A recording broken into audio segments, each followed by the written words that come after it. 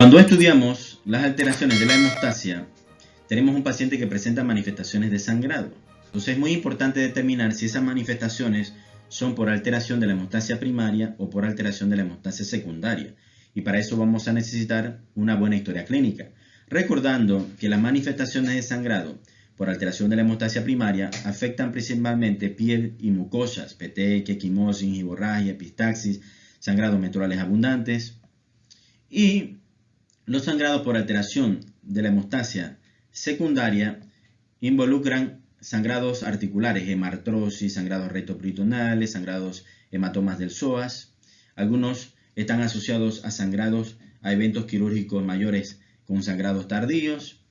Y también me hago la pregunta si esa manifestación de sangrado es por alteración de la hemostasia primaria y secundaria y si es hereditario o adquirido. Y por ahí la historia clínica es importante, ¿no? Usted tiene antecedentes de esto, en la familia hay algún antecedente de sangrado anormal, sí o no. En la familia hay antecedentes de enfermedad de von Willebrand, hay antecedentes de hemofilia. El interrogatorio: ¿está tomando algún medicamento antiagregante plaquetario, algún anticoagulante? ¿Está tomando algún suplemento de estas hierbas que también pueden causar afectación plaquetaria? Y después vienen las pruebas específicas que van a evaluar la hemostasia primaria, la hemostasia secundaria y también los trastornos fibrinolíticos. La vía fibrinolítica, para explicar un poquito, la vía fibrinolítica es la que permite que luego que se ha generado la malla de fibrina alrededor del tapón plaquetario, es la que regula para que no se deposite fibrina en demasía. Es decir, que cuando se ha formado la fibrina, el sistema fibrinolítico lo que hace es lisar esa malla y controla que no se deposite de manera desmedida en la vasculatura la fibrina que pudiese obstruir el vaso sanguíneo. Entonces, en la historia clínica, ¿qué voy a preguntar? Si tiene historia de sangrado, sangrado digestivo alto o bajo, hematuria, si tiene alguna enfermedad hepática. Todos los factores de la coagulación se producen a nivel hepático. Entonces, un paciente que tenga cirrosis avanzada, una cirrosis significativa, el paciente puede tener prolongación de todos los tiempos de la coagulación, disminución del fibrinógeno y también puede tener cierto riesgo de sangrado.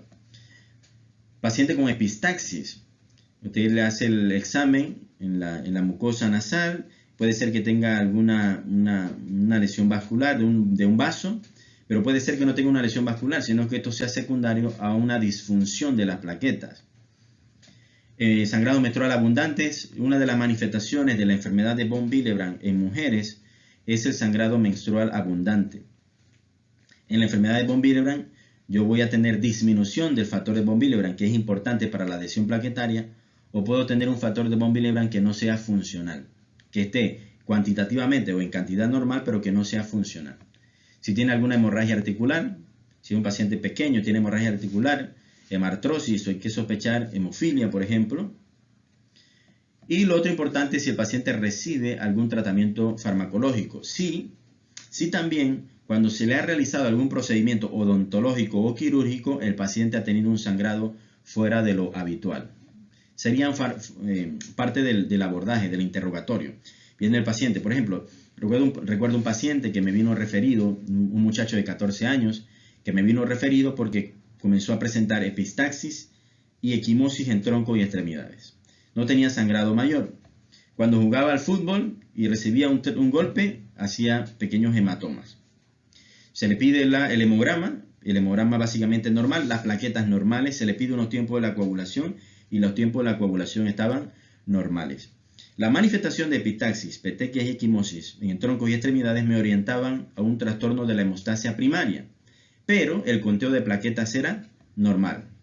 Entonces la siguiente pregunta que yo me hacía es que si este joven que presentaba epistaxis, equimosis, petequias, tendría disfunción plaquetaria, es decir, tenía un conteo normal de plaquetas, pero ellas eran disfuncionales.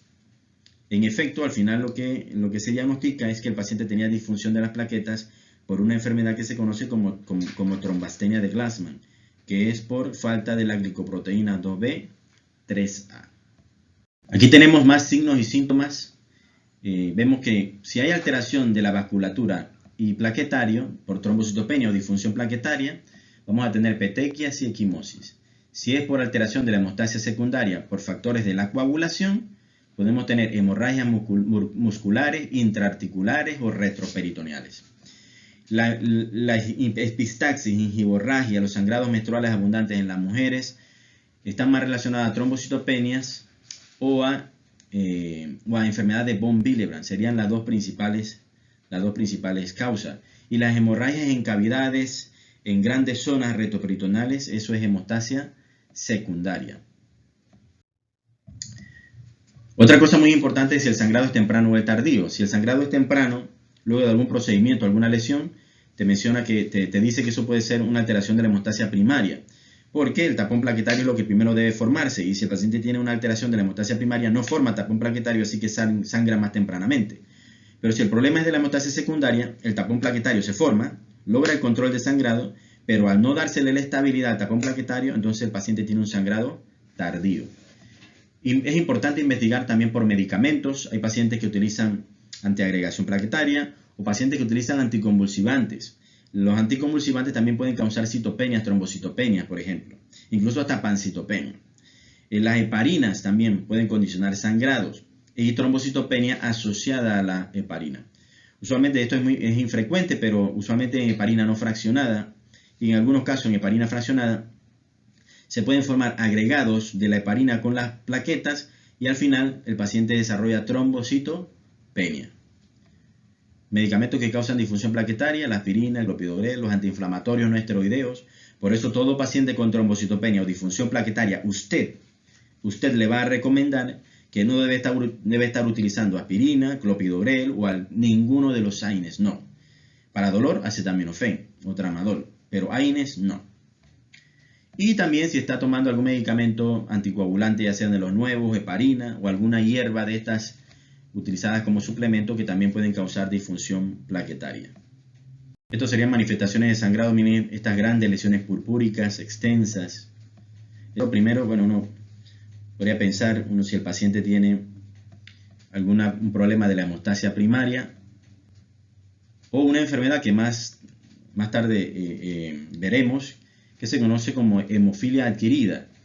También pueden tener grandes lesiones equimóticas purpúricas así extensas. Aquí tenemos que evaluar cómo está el conteo plaquetario, la funcionabilidad de las plaquetas y hay que evaluar los tiempos de la coagulación. Acá para ejemplificar un paciente que tiene aumento del volumen de la región articular de la rodilla. Esto es un paciente hemofílico que presenta hemartrosis. La hemartrosis es característica de los pacientes hemofílicos. Esto sería lesiones purpúricas, pero en este caso era un paciente mayor que tenía púrpura senil. Pero si vemos cualquier paciente con esta manifestación, lo primero que pensamos es alteración de la hemostasia primaria. Tenemos que ver cómo está el conteo de plaquetas, tenemos que ver cómo está la funcionabilidad de las plaquetas y dependiendo del grupo etario, si es un paciente que usa corticoides y demás, también pudiese tener lesiones purpúricas asociadas a medicamentos o por fragilidad capilar en pacientes ancianos, que esto es la púrpura senil.